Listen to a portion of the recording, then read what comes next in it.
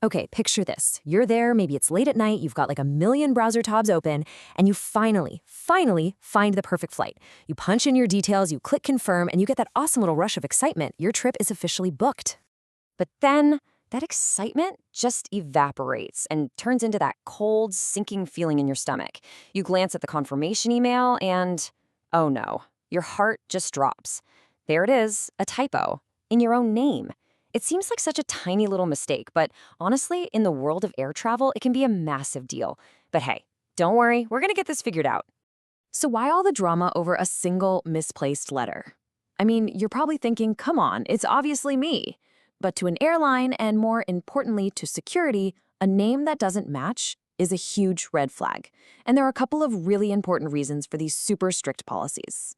First up is security. It's as simple as this. The name on your ticket has to be an exact match to your government-issued ID, like your passport or your driver's license. It's all about making sure you are who you say you are. And the second reason? Well, it's about protecting their revenue. Airline tickets are non-transferable. This rule basically stops a black market, where people could snatch up cheap tickets and then try to sell them for a profit. All right, now for the good part, solving the problem.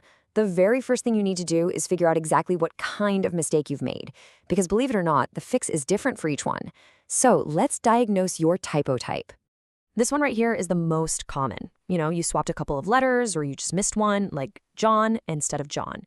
The good news is most airlines are pretty cool about this. They usually see this as a simple name correction, not a full name change. And that makes it way easier to fix.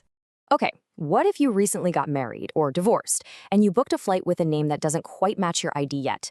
This is also totally fixable, but you are absolutely going to need proof. The key here is having those official documents ready to go, like your marriage certificate or a court order. This one happens all the time. Everyone calls you Bob, so you just naturally booked your ticket as Bob. Problem is, your passport says Robert. Even though it's an obvious nickname to you and me, airlines need that exact match, so it's still considered an error that you've got to correct. So, did you forget to add your middle name, or maybe the booking website just couldn't handle your awesome long last name and cut it off? Now, for flights within the country, a missing middle name is often no big deal at all. But for international travel, your ticket needs to match your passport perfectly. So if your passport has that middle name, your ticket should too. Okay, so you've diagnosed the problem. Now what? Now it is time for the action plan. Just follow these steps and you'll have the best shot at getting this all sorted out with the least amount of stress. First, and this is the most important thing, do not wait. Call the airline the second you notice the mistake. Have your booking number handy. Next, be ready with your documents. At the very least, your ID and, like we just talked about, official proof for any legal name changes. It also really helps to do a little homework. Just a quick search for the airline's name correction policy will give you a heads up on their rules, which of course leads to the last point, brace yourself for a fee. And yeah, that's right. That tiny typo could cost you anywhere from $25 to a whopping $200. And just a little tip, those budget airlines, they're often the ones with fees on the higher end of that scale, so just be prepared. Now here is a brilliant little strategy to keep in your back pocket.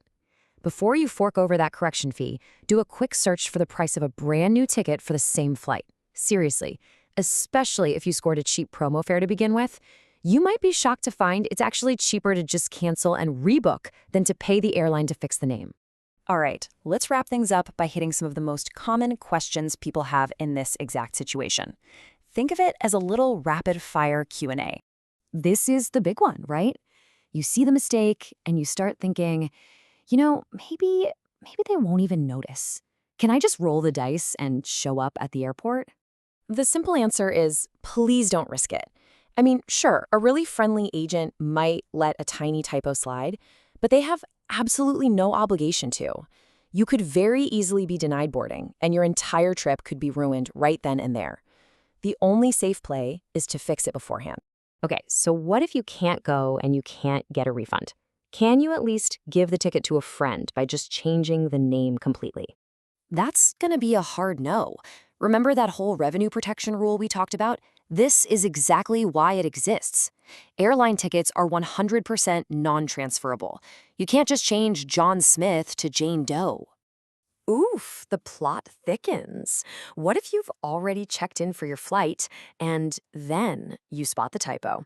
Have you accidentally locked yourself out of a fix? It definitely makes things a little more complicated, but it's usually not a deal breaker. What'll happen is the airline will most likely have to cancel your check-in before they can make the correction. Yeah, this might mean you lose that awesome seat you picked out, but hey, it's way better than not flying at all. So what's the solution? You guessed it, contact them immediately. So you did it. You made the call, you paid the fee, and your ticket is fixed. Your trip is back on track. But as you're looking forward to that vacation, there's one huge lesson in all of this.